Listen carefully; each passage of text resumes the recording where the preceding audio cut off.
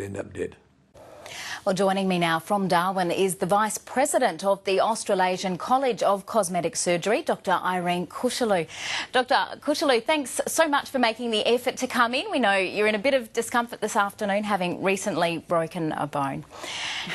Thank you, I'm fine. Now, have you seen the after effects of black market cosmetic drugs?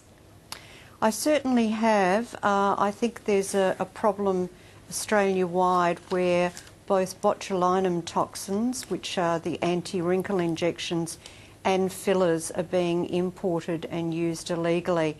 And there's really no consistency with regards to the dose that's being given or what these products actually are.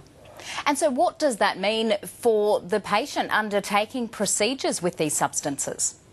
All right, well look, in the best possible scenario, the procedure may just not work because there's not enough product in the botulinum toxin or anti-wrinkle injections. In the worst scenario, there could be some substance that isn't even botulinum toxin, and it could even be a very high dose of botulinum toxin.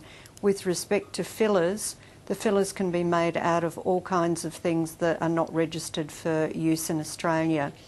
So it's extremely important that patients make sure that the clinic that they're going to has got a qualified practitioner, whether that's a qualified doctor or a qualified nurse that's had adequate training in administering these drugs, and they are S4 or prescription-only medications, and that in fact the drugs that are being used are registered in Australia by the TGA, which is the Therapeutic Goods Administration. It's a really important point you've made. How can patients satisfy themselves as to the qualifications and the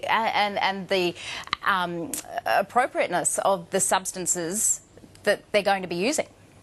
I think they really need to be active and ask to see the product that's being used, and they really need to be diligent to find out what training the person has had in administering those products. They should have a certificate of some type showing that they've had training in administering these particular anti-wrinkle injections or fillers, and they should be registered in Australia. It's very important that they're registered practitioners in Australia and they've had specific training. Do you think some people looking to undergo these procedures might think that they're quite low risk?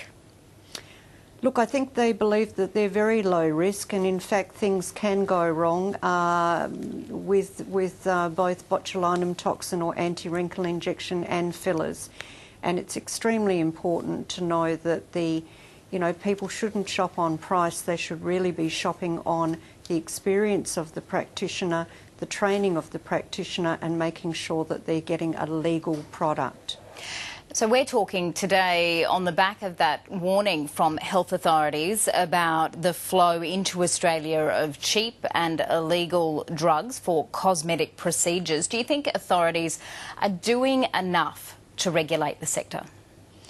I think it's a very difficult thing to regulate. I think the authorities are really trying hard to do so, but I think it really has to be public awareness because it's really their safety that is at risk. Dr Irene Kushelew, great to speak to you. Thank you very much. The top stories on ABC News. Facebook CEO